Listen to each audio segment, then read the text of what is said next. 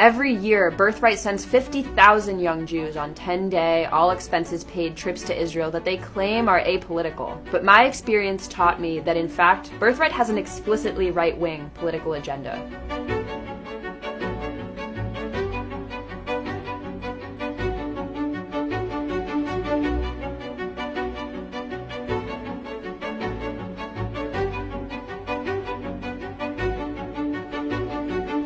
Visiting Israel in 2018 and not talking about Israel's military occupation of Palestinians is like visiting the Deep South in the 1950s and not talking about Jim Crow segregation.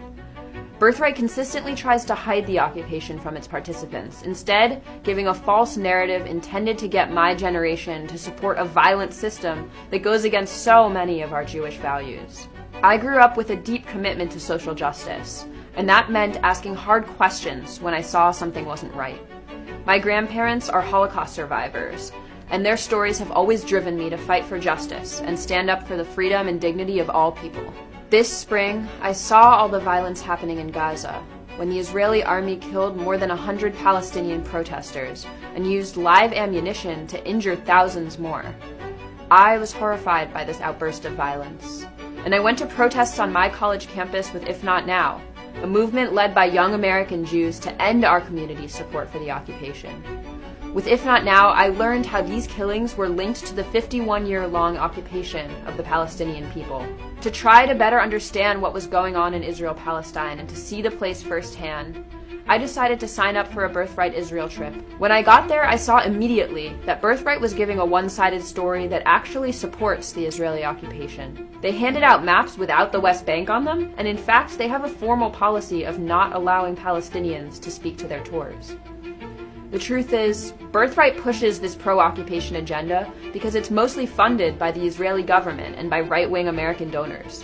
Sheldon Adelson, a right-wing billionaire who has given millions to Donald Trump, has also contributed at least $200 million to Birthright itself. This is not a coincidence. They know that if they showed us what's really happening in Israel, my generation would want to be on the right side of history and join the growing movement taking meaningful action to end the occupation. From day one, it was clear to me that the other people on my trip wanted to know more about the occupation and hear directly from Palestinians, but our itinerary purposefully left this out, using the Israeli government's talking points instead of the truth when talking about the conflict. I made a choice. 7 other Birthright participants and I decided that instead of taking part in Birthright's pro-occupation agenda, we would leave the trip to meet with Palestinians living under occupation every day.